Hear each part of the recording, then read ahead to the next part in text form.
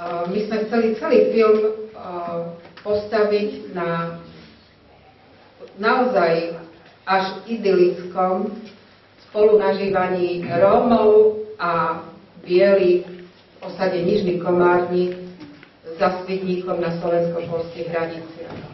To by mal o toto spolunažívanie záujem a chcel by sa niečo viac dozvedieť, má možnosť si pozrieť v histórii našich novín dvojstranu, ktorú sme na túto tému priniesli, a sami posúďte, či je dnes bežné a normálne, že stará Rómka navštevuje bielu susedu obdva domy, že jedna druhej farbia vlasy, že jedna druhú chodia upozorňovať, že nezabudla si vziať lieky, že Rómovia ráno vstanú, idú nabrať mlieko do mliekomatu a rozniesť ho po dedine starším Rómom aj bielým.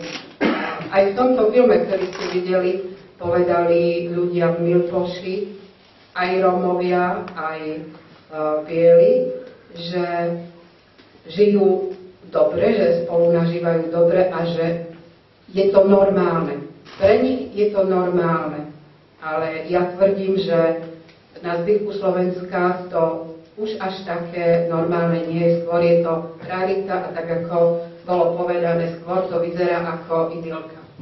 Prečo nakoniec sa vo filme neobjavil Nižný Komárnik,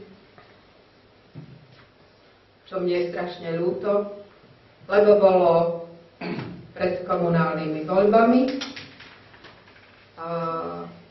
v dedine, ktorá naozaj mala idylické spolunažívanie, kde je skutočne perfektná starostka biela, ktorá mňa prekvapila pred asi 10 rokmi, keď som prišla do tej dediny a po telefóne som sa dohodla s pani starostkou, že tam prídem, tak mi povedala do telefónu: budú ťa čakať naši ľudia a dajú ti kľúč a môžeš ísť na obecný úrad.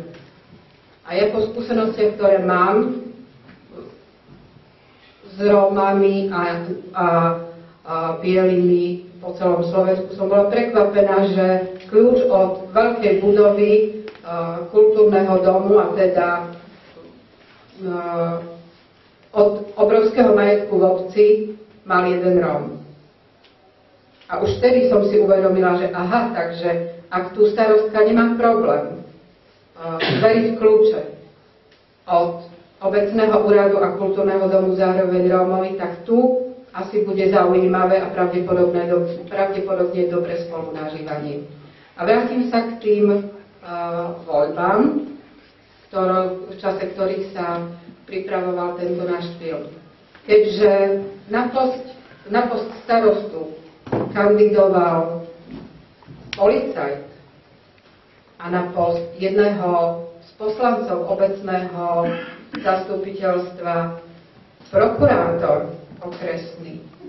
A títo dvaja ľudia si postavili svoju predvolebnú kampaň na štvaní a na rozoštvávaní ľudí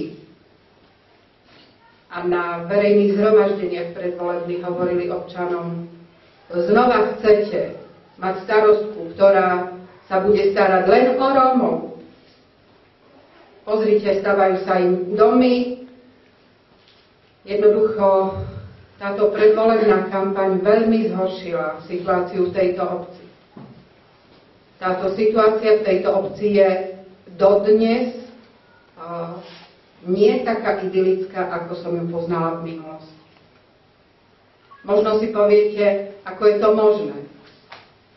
Uvedomte si, čo znamená, ak policajt, ktorý má v podstate v danom čase moc nad životom a smrťou, a to myslím doslovne, v svojich rukách, a ak on sa prezentuje protirómsky, tí ľudia to nemali ľahké a začali sa báť. A strach tam je dodnes napriek tomu, že s odrenými ušami tam ostala stará starostka. A predstaviť túto dedinu sme už nemohli.